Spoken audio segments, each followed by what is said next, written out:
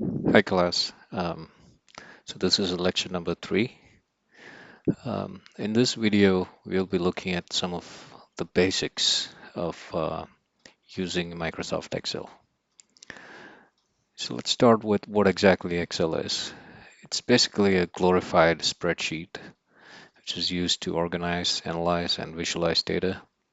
It has a number of grid cells um, with numbered rows. So each row has a number like 1, 2, 3, 4, like that, and then each column has a letter. So each row is designated by each cell is designated by an alphabet and a number. Now, for most of our data processing, we are dealing with thousands or tens of thousands of data, but Excel is quite capable of going furthermore, albeit by sacrificing a little bit in speed. The maximum number of rows possible is a humongous 1 million rows, and almost 16,000 columns are possible. As you go further in columns, the numbers get doubled. For example, like this, AEAF, the letters get doubled, and the max possible is XFT for this column number. Now, in all these cells, Excel is capable of taking in and processing different types of data. Um, the most common one is numbers, of course, but it's also used to processing a lot of text, date, time, the true or false Boolean logic. It is also used to display error codes, currencies, percentages, fractions, scientific notations. You can have hyperlinks. Sometimes you could even store images in certain cells. Um, Not exactly for processing, but for reference purposes. Um, the other things to notice here would be the name bar. So if you click on any cell, it'll show up here what is the particular name of that cell. And the formula bar, where the formula gets shown. You can double click to see the formula inside the cell also. Um, Excel has several ribbons. So if you first open Excel, you'll be by default going through the Home tab. But other than Home, you can see several other tabs with a lot of custom functions. A lot of functions on each of these tabs, grouped together under different categories. I've picked the ones that I've been most regularly using as an engineer, and this might be same for you too. The home, insert, data, formulas, and developer. Um, these are the most common places where an engineer would be using an Excel. Now going back to the data types, so these are the different data types. A lot of times while doing a processing, you may not be sure what exactly your data type is. Uh, and a typical example is number getting stored as text. So it's good to check what your data type is using the type function. So if you use the type function and put in the corresponding reference of the cell, it'll give you whether it's what type of data is in that cell. And it only has total 6 categories. It could be a number, text, logical value, or error, array, and a command data. Most of the things we have stored here, like currency, percentage, fraction, etc., all fall under numbers, which makes sense, even though the formatting is slightly different. Now, whenever you have a number stored as a text, it'll look like a number, but when you put in the type function, you can see it is actually type 2. Type 2 corresponds to text. So in the previous lectures, we have shown how to convert them to a number. It's one way is to use the value function. The other one is to click the warning function and convert to number. The next thing to know is the basic mathematical comparison and text operators in Excel. Um, a lot of the processing, mathematical processing, could be done with just these simple operators. We'll deal with functions in another class, but simple mathematics can be done with the plus, minus, multiplication, division, percentage, and the power function here. We can also use comparison functions, which normally gives a Boolean um, result. And there's one text operator which is used to concatenate or join text. Um, let's look at a few examples. Okay, so if you wanted to enter a formula, you'll first type in an equal sign, and let's say you want to do a random function here. For example, I want to multiply 7 with 654 and then times 3 to the power of 0.5 divided by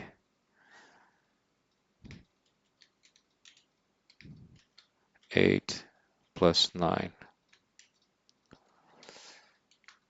So this is a complicated equation. So Excel easily calculates that because it was formatted correctly and the syntax was correct. Uh, One thing you have to notice is you have to be completely sure whether this is the sequence of operation that you wanted to enter, because Excel just gives you the final answer. And it basically follows the mathematical principles um, of PEMDAS, where it calculates the parentheses first, then exponents and square roots, all those kind of things next, and then multiplication and division together, whichever comes first from left to right, and then the last one is either addition or subtraction, left to right, whichever comes first. So you have to be absolutely careful that your formula is correct, because you will get an answer and you will not be able to see the steps in between. So be very sure about choosing your parentheses in the right location. Um, Going back here, so using the comparison operators, for example, so let's say you have 9 and 3 here, and you want to compare 9 greater than 3, so it'll give you a Boolean function. It's either a true or false. Um, so if you change that to a 10, it goes to false. And the true or false is basically 1 or 0. So if you actually multiply a 1 to this cell, you're getting a 0 because false is a 0. Now if you change this to 12 and you make the false a true, you get a 1. So true or false is basically 1 or 0. And using the text concatenate function, which is the ampersand sign, you should be able to um,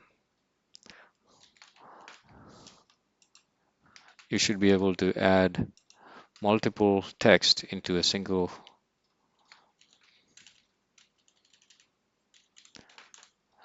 text. For example, here I'm gonna simply use this and function.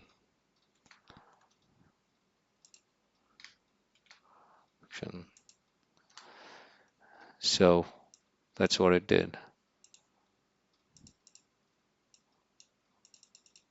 I guess there was some space here.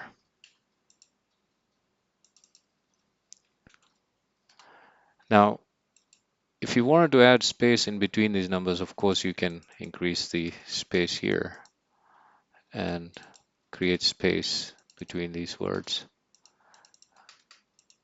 Another way to do that is to use parentheses and put in a space between that and use another hand. So got a space here. You could also add another term in between, another text in between, for example, plus. So yeah, this is one of the few operators, or the only operator that operates on text. You have several functions that we'll discuss later on that will be used for both text, numerical, logical, everything, and everything in between. All right, let's back to here. Another important or basic thing that you need to learn or you're already familiar with is the dragging in Excel. It usually essentially speeds up your data entry and manipulation. Excel will either copy the same item in that row or column across other rows or columns, or it will increment or decrement in a linear series. That's important. It doesn't do power series, it doesn't do multiplicative series, it's a linear increment. So in this case, let's say you had these columns um, with 3 rows each, and if you drag them down, you see what the result will be. 246 got interpolated as a linear series, 135 as a linear series, the same with this row. If you have a number and a text together, that also increments in a linear series.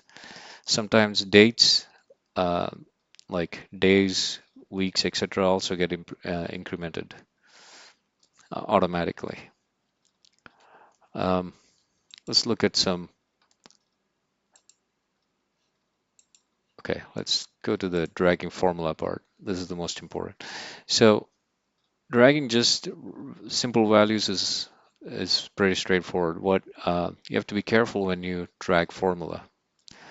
So in this example, um, if you did not use the dollar sign here, if you have a function, there's values of x here, and you have a function which is e to the power of x, exponent to the power of x, and you drag it down, it's okay. It's picking up all the values from the left of x. But if you have a function where one of the references has to remain constant, for in this case, k, and if you drag it down, k also gets dragged down. So if you pick any cell in here, you can see um, instead of this blue being here, it's also come down. So it's just giving erroneous numbers here. So you want to fix the reference of k, which is usually done by adding a dollar sign. Let's look at that with an example. So let's populate the x column.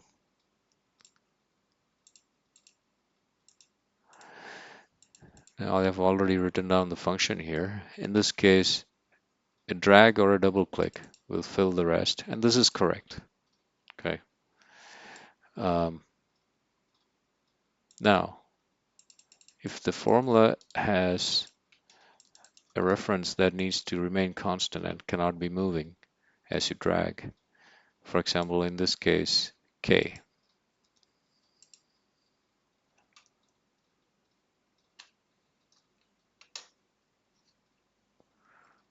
All right, I'm having mouse troubles here.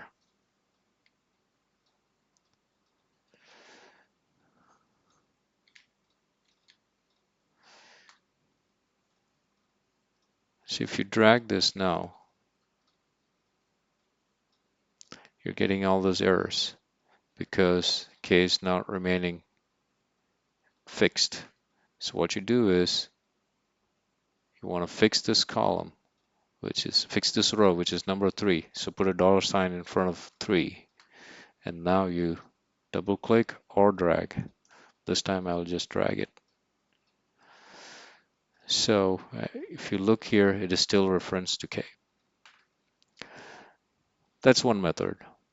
Another method is to define a name for this cell. In this case, it makes perfect sense to call it as k.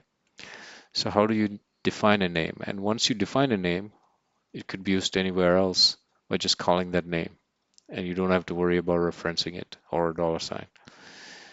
So go to the Formulas tab, click Define Name, and then it refers to this cell, okay, and we'll call it K.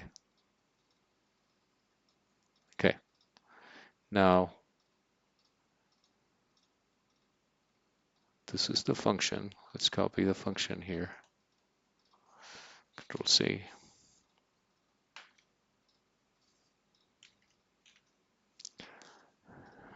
X is basically this. So K is already there. It's defined. It's highlighted. You can see it's highlighting here. Now the values in this column should match the values in the column next to it. See how that worked? One more benefit of this is, let's say we copy this whole table and opened a new tab and copy pasted it. See which one still remained? Because that K could be used anywhere within this worksheet. It's still being referenced correctly here. Okay, as opposed to this column where it uses a dollar sign, there's no value here because we moved our location a little bit. Okay, it was in F3, and now we have pasted in a different location. It's looking for E3 here. So we'll have to correct this again here.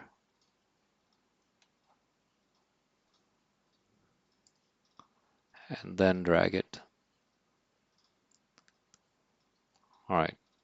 So things that you should be careful about when copy pasting formulas from one tab to the other. Going back to